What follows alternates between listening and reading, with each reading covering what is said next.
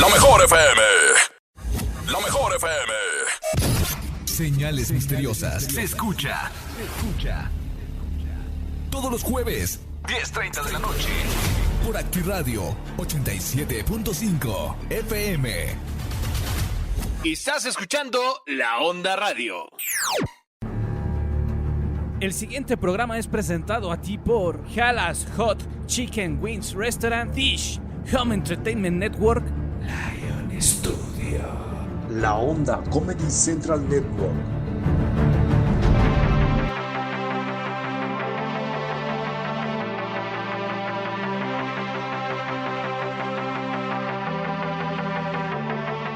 Bienvenidos a un episodio más de Señales Misteriosas en esta tercera temporada ya de este gran podcast. Quiero desearles un feliz inicio de año a todos los radioescuchas y podcast escuchas que nos están escuchando a través de La Onda Radio, emisoras Gran Colombia de Ibarra, Ecuador, por allá también de Bogotá, Colombia, para la mejor FM. Claro que sí, sí señor, estamos iniciando con toda la actitud, con todas las ganas este podcast, que por ahí hicimos un parón forzoso a finales de noviembre, pero ya estamos aquí con todas las ganas, con todo el misterio que nos envolvió todo este 2023, un año caótico, un año pues post pandemia, donde ya nos quitamos, mayormente nos sacudimos todas esas malas vibras que nos dejó el 2020 y la pandemia. Así es, hasta 3 años después.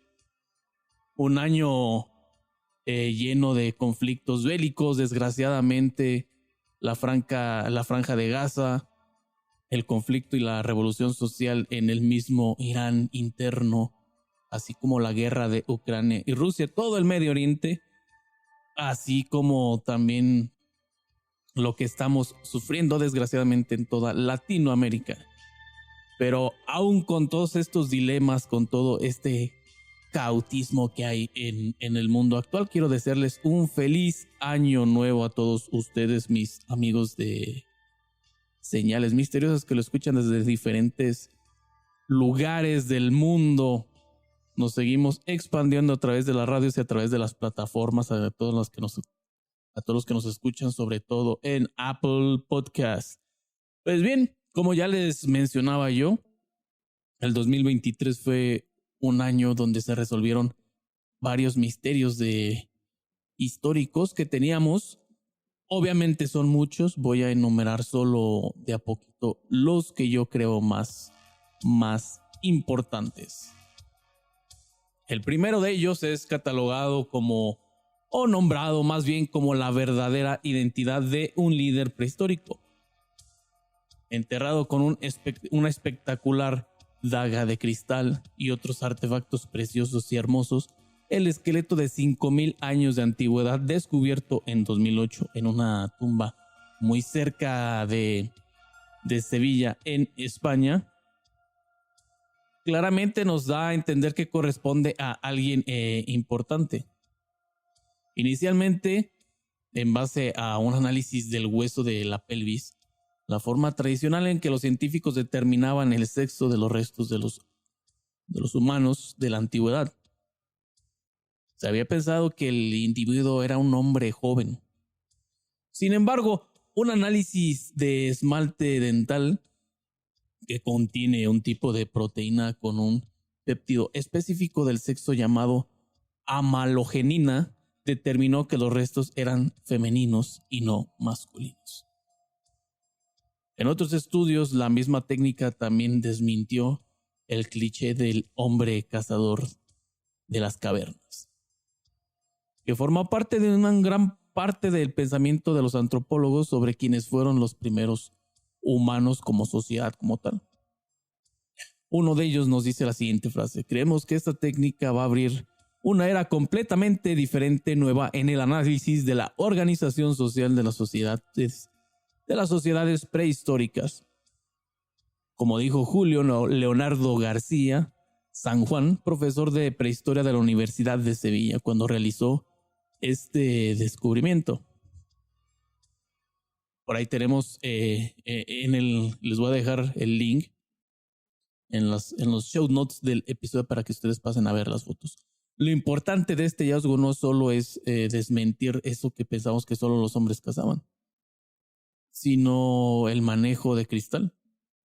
Cuando se esperaba que en la edad de las cavernas los hombres eran 100% rudimentarios, es decir, que no tenían más herramientas más allá de la piedra y del hueso, pues viene este gran descubrimiento que encontraron una daga de cristal, lo que nos indica que ya tenían el conocimiento, al menos en esa región de España, de la maleabilidad y química de los elementos para poder moldear la arena, calentarla y poderla convertir en cristal.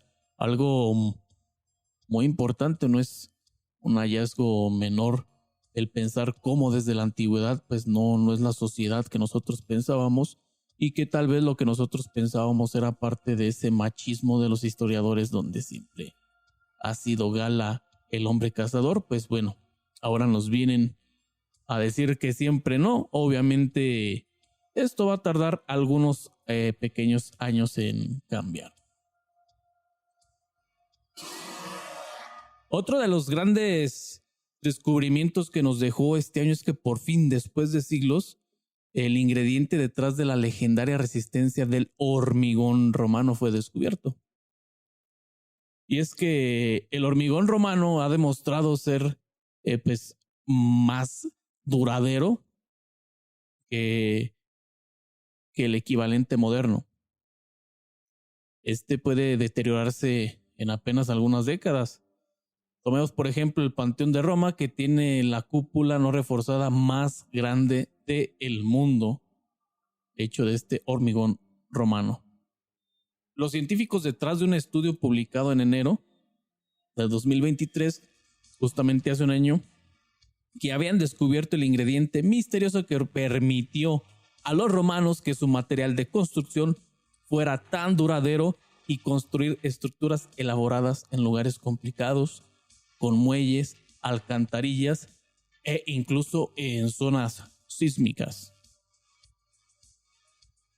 Recordemos que los sismos han arrasado ciudades enteras como la antigua Constantinopla, Alejandría, donde se erigía el mismísimo Coloso de Rodas. Dicho equipo de estudio analizó muestras de hormigón de 2000 años de antigüedad que fueron tomadas de una muralla de la ciudad del sitio arqueológico de Pribenum, en el centro de la mismísima Italia, y que son similares en composición a otros concretos encontrados en todo el Imperio Romano. Descubrieron que los trozos blancos en el hormigón, conocidos como lastos de cal, le daban al hormigón la capacidad de curar las grietas que se formaban con el tiempo. Los trozos blancos anteriormente se habían pasado por alto como evidencia de mezcla descuidada o de materia prima de mala calidad.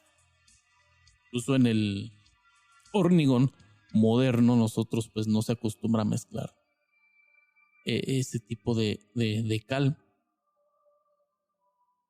Como muestra del mundo actual, pues no solo está la cúpula romana, también pues está el Coliseo romano, que está hecho de dicho hormigón y que ha perdurado a través de los años sin que absolutamente la edad moderna se le dé algún retoque a la estructura. Si bien se le han dado retoques estéticos, pues a la estructura como tal no se le han dado. Un gran misterio que duró muchos años para los historiadores, y ahora tras arduos estudios pues descubrieron que está el secreto en mezclarlo más bien con cal. La apariencia real de Ötzi, el hombre de hielo, ese documental que cuántas veces no vimos por ahí en Discovery Channel, pues también nos sigue dando de qué hablar. Y es que un grupo de excursionistas encontraron el cuerpo momificado de Ötzi en un barranco de los Alpes italianos allá en el lejano ya 1991. Sus restos congelados son quizás el hallazgo arqueológico más estudiado del mundo y revelan con un detalle sin precedentes cómo era la vida hace 5.300 años. El contenido de su estómago ha proporcionado información sobre la cual fue su última comida y de dónde venía, mientras que sus armas mostraron que era diestro y su ropa nos proporcionó una mirada poco común a lo que realmente vestían en edades antiguas. Pero un nuevo análisis de ADN extraído de la pelvis de Otzi reveló en agosto que su apariencia física no era la que los científicos pensaron en un principio.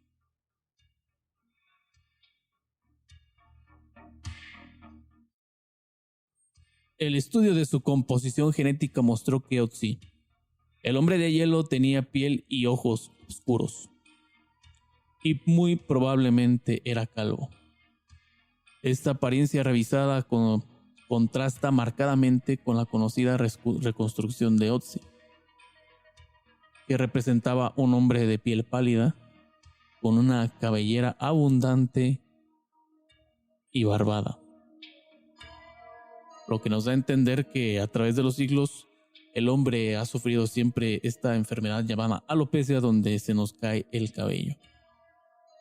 Pero no solo lo importante es eso.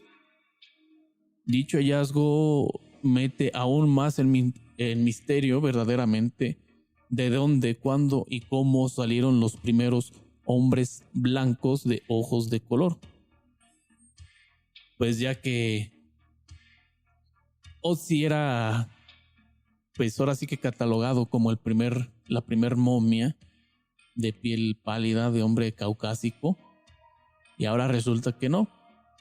Lo que pone patas para arriba la teoría de que el hombre caucásico salió de las nieves, pues aún está por resolverse entonces de dónde verdaderamente salió el hombre caucásico. Pues si bien todos coinciden, o la mayoría de antropólogos han coincidido, y digo la mayoría de antropólogos conservadores han coincidido que el hombre viene de África.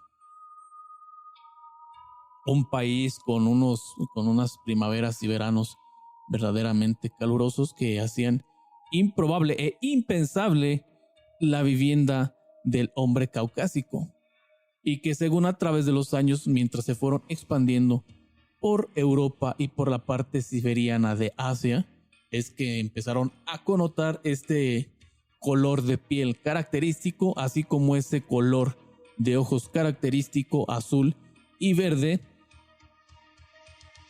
con el cual también otro dato curioso es que la gente que tiene ojos azules y ojos verdes son más propensos a enfermedades de la vista como el daltonismo, entre otras enfermedades. Y sí, entonces el misterio perdura con esta raza de donde salieron. Otro de los misterios que nos dice aquí es que revelan por fin quién era el portador de un colgante de 20,000 años de antigüedad.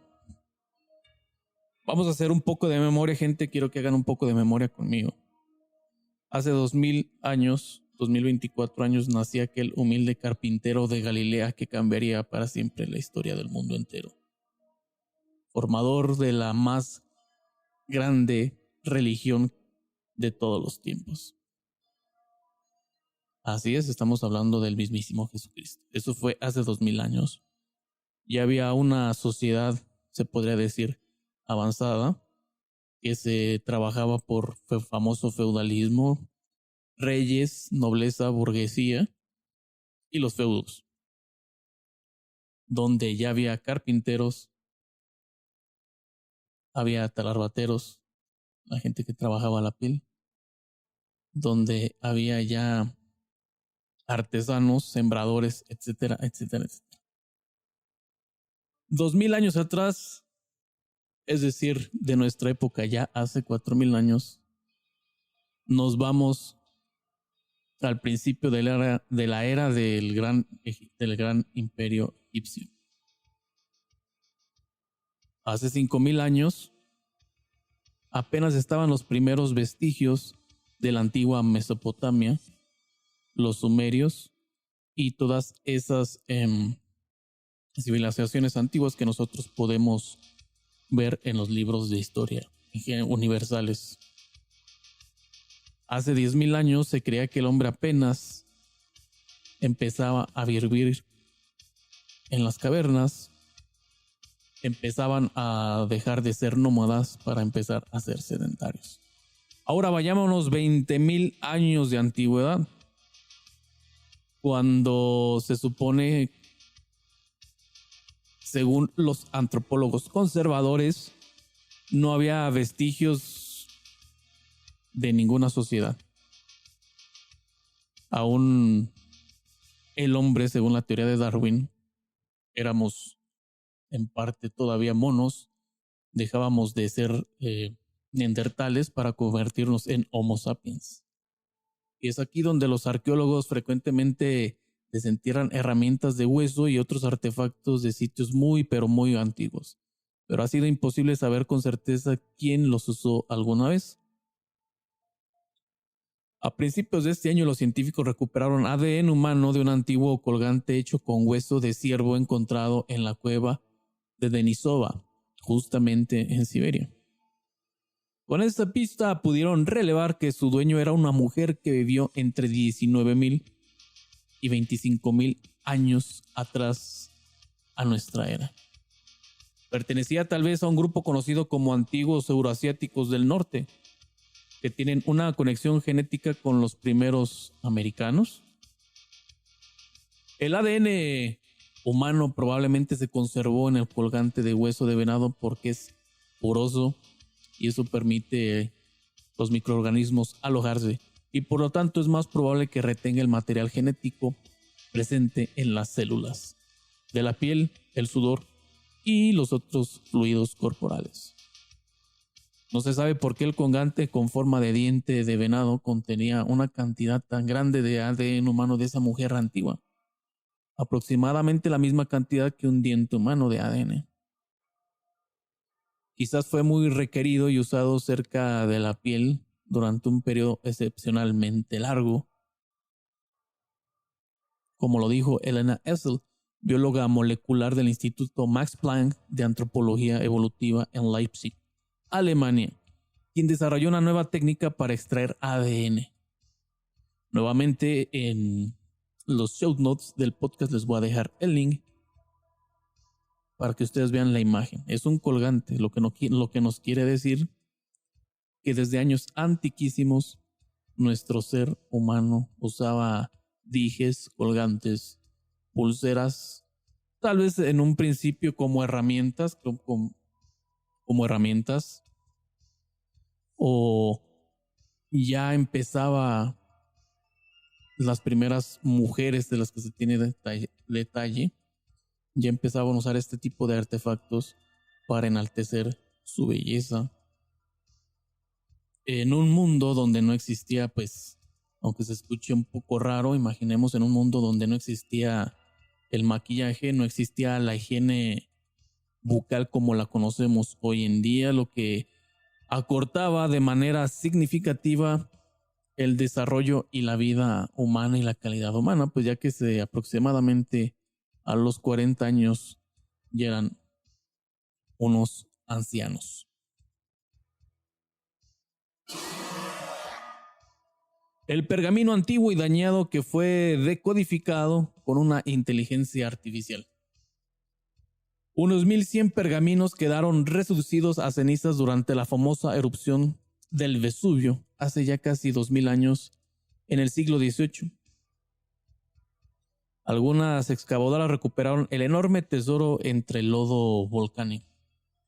La colección conocida como rollos de Herculano es quizás la biblioteca más grande conocida de la antigüedad clásica.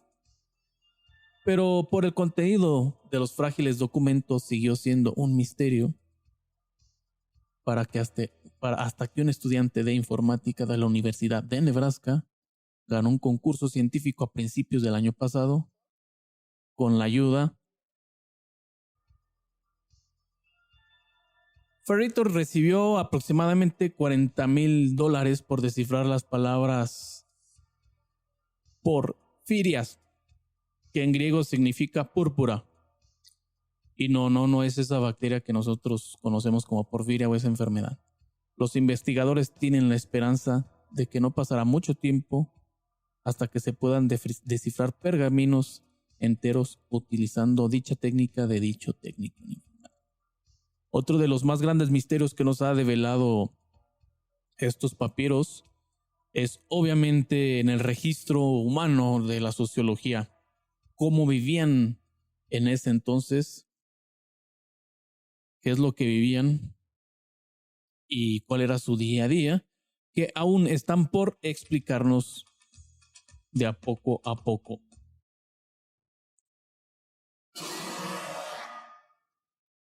Los materiales necesarios para hacer una momia. Así es, este 2023 también fue descubierto los materiales necesarios para hacer una momia. Y es que si bien nosotros pensábamos que eso era pues ya con los avances tecnológicos algo que sabíamos, pues siempre resulta que no. A partir de fragmentos de vasijas desechadas en un taller de embalsamamiento, los científicos descubrieron algunas de las sustancias y brebajes que los antiguos egipcios utilizaban para momificar a los muertos. Al analizar químicamente los residuos orgánicos en los vasos, los investigadores determinaron que los antiguos egipcios utilizaban una amplia variedad de sustancias para ungir el cuerpo después de la muerte, reducir los olores desagradables y protegerlos de los hongos, bacterias y de la putrefacción en general. Los materiales identificados incluyen aceites vegetales como el famoso enebro, el ciprés y el cedro, así como resinas de pistachos, de grasa animal y obviamente, como no, la cera de abeja. Si bien los eruditos habían aprendido previamente los nombres de las sustancias utilizadas para embalsamar a los muertos a partir de los textos egipcios, hasta hace poco solo podían adivinar a qué compuestos y materiales se referían. Los ingredientes utilizados en el taller eran varios y procedían no solo de Egipto, sino de muchos lugares lejanos, lo que sugiere que el intercambio de mercancías a larga distancia desde esos tiempos era muy exitoso.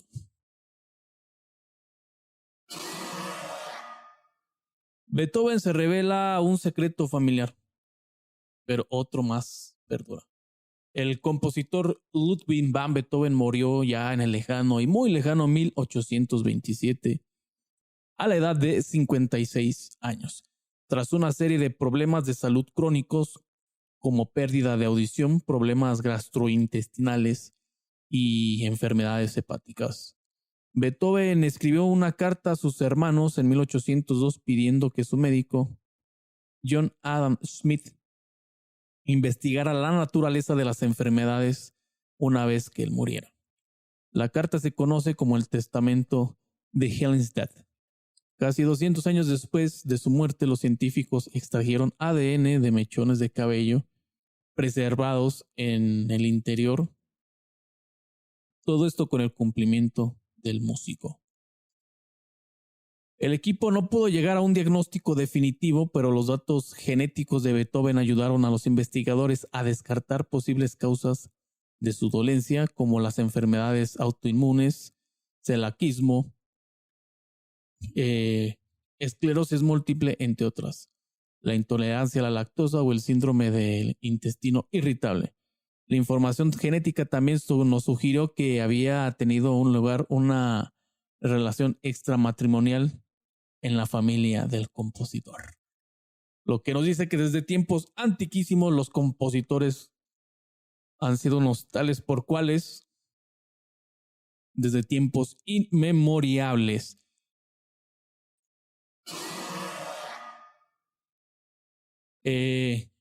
Al último y no menos importante está pues un tema que ha sido debatido a través de los años en servidores como Discord, Twitch, 4chan, infinidad de videos en YouTube. Y es el misterio de Charlie Noonan.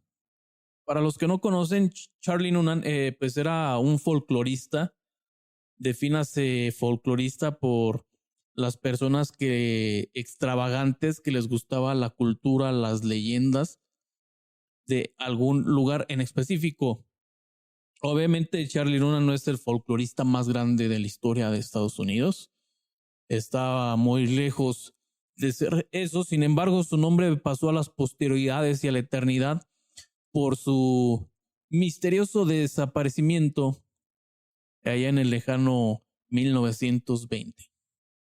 Como ya les decía, Charlie Noonan era un folclorista amateur que viajó por todo el sur y suroeste de Estados Unidos durante los primeros años del siglo XX, recolectando cuentos e historias acerca de lo sobrenatural y las leyendas y mitos de esas zonas. De acuerdo a su esposa Ellie Noonan, Charlie escuchó de un granjera en Oklahoma sobre una extraña mujer que vivía sola y aislada en una propiedad abandonada. El granjero le dijo que la mujer no era en realidad una mujer, sino que alguien o algo disfrazado, siempre en compañía de un enorme perro. Al parecer, intrigado por el testimonio, Noonan dio con la propiedad y fue a investigar.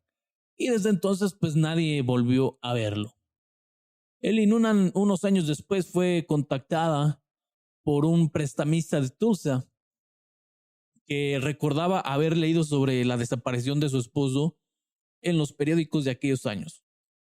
Tras recibir un empeño, la cámara con el apellido grabado en el dorso, alguien la había encontrado a las orillas del camino, hacia donde se había dirigido Noonan unos años antes.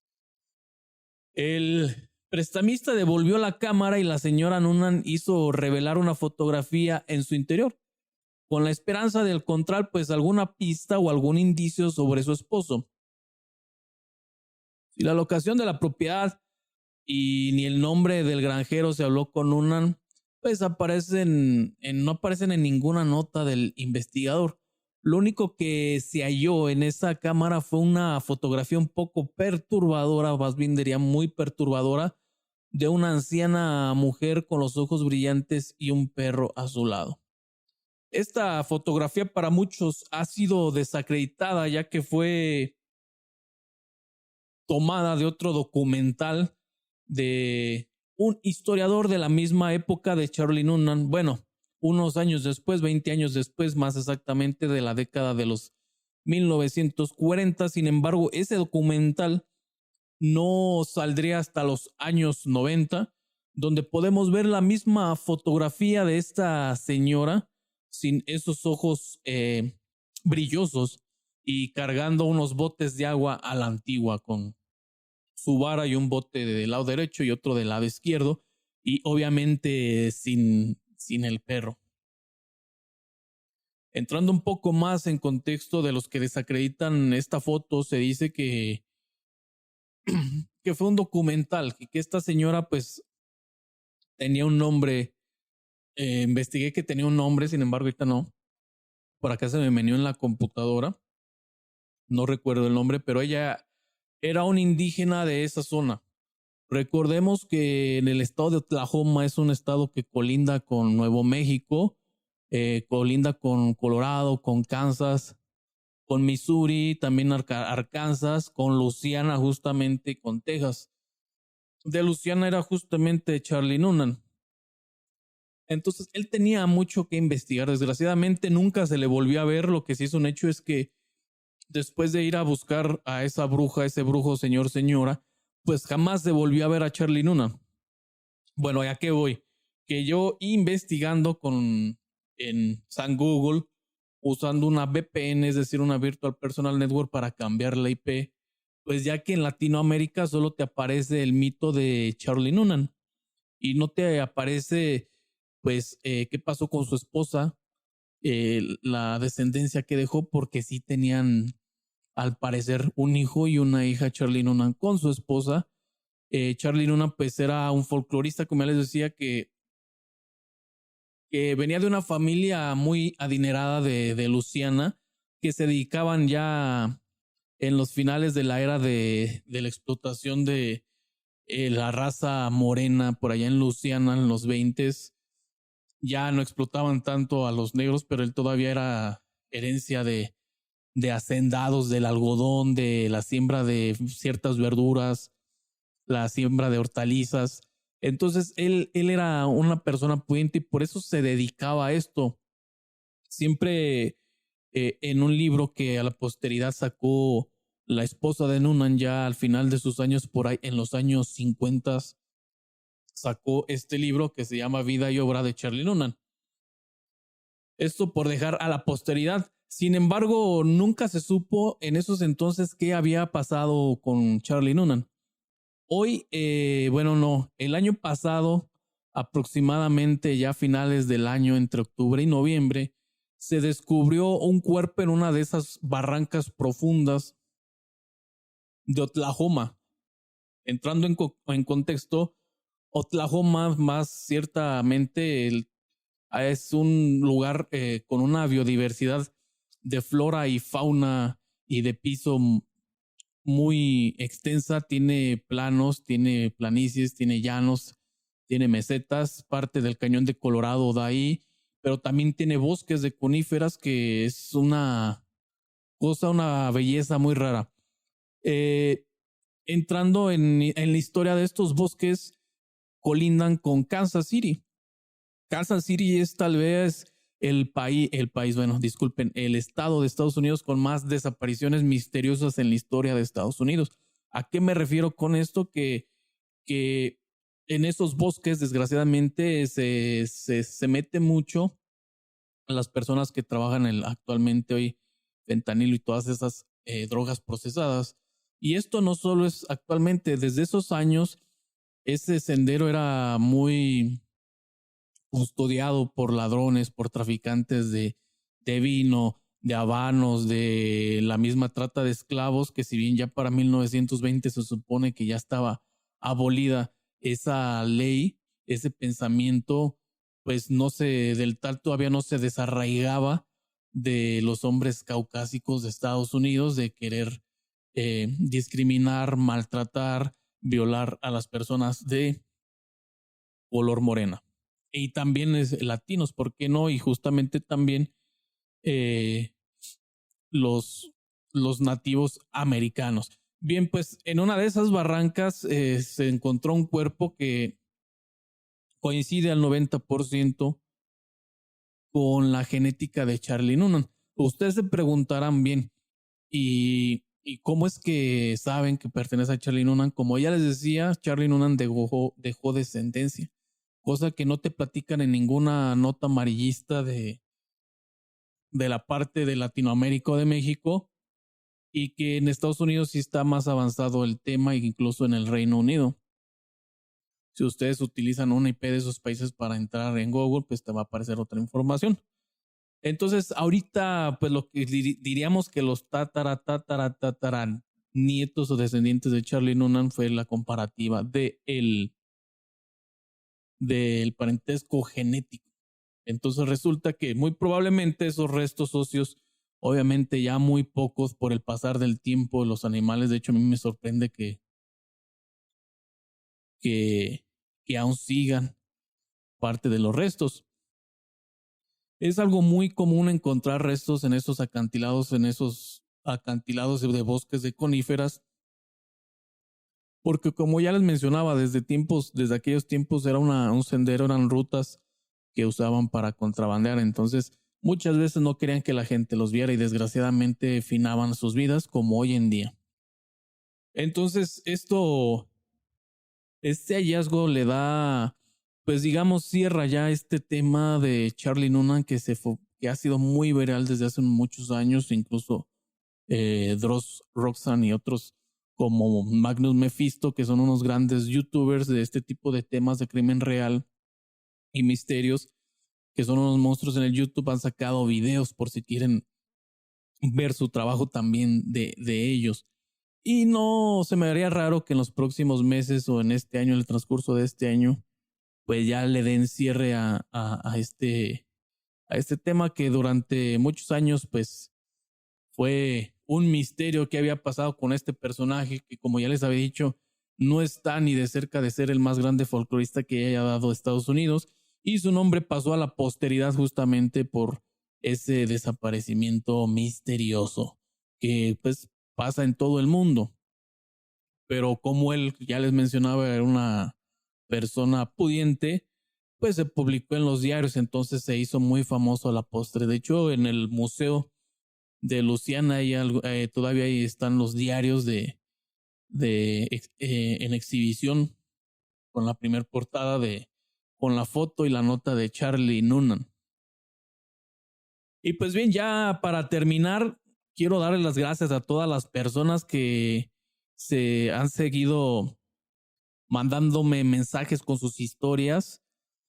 Por ahí tuve un pequeño descanso forzado en noviembre para descansar un poco la mente creativa, traerles nuevos temas, hacer un análisis del 2023 de qué temas les gustaron más, qué temas les gustaron menos. Les voy a traer, como bien me dicen muchos, más crimen real y también pues obviamente más casos de abducciones. Pues ya que me han comentado que me investigo y me catalogo muy bien, y es la verdad. O sea, cuando uno tiene un podcast de misterio, de leyendas, de mitos y todas estas cosas, pues hay que buscar los diferentes puntos de vista, y a mí siempre me gusta investigar lo que nos aparece en Google con estas barreras digitales que nos pone Google por nuestra dirección IP. Pues me gusta investigar qué le aparece para la gente que busca de Estados Unidos, de España, de Reino Unido, incluso de Rusia, para ver qué aspectos de estos diferentes temas de misterio. También me han pedido mucho temas de leyendas, y fíjense que a mí personalmente los temas de leyendas son los que más me encantan. Sin embargo, pues desgraciadamente no son muy bien recibidos en la mayoría de las veces. Pero claro que sí, voy a estar tratando de llevar un tema por semana. Normalmente cada mes tiene 4 semanas, entonces tratar uno de leyendas, uno de ovnis, uno de historias paranormales y otro de crimen real. Pues bien, hasta aquí los dejo. Yo quiero darle las gracias a todos los que nos están escuchando a través de la Onda Radio, también de La Mejor FM y emisoras Gran Colombia. Saludos para Uruguay, para Argentina, para República Dominicana, para todos esos lugares, esos países hermosos que nos hacen el favor de estar reproduciendo este podcast. Esto fue Señales Misteriosas con su anfitrión misterioso.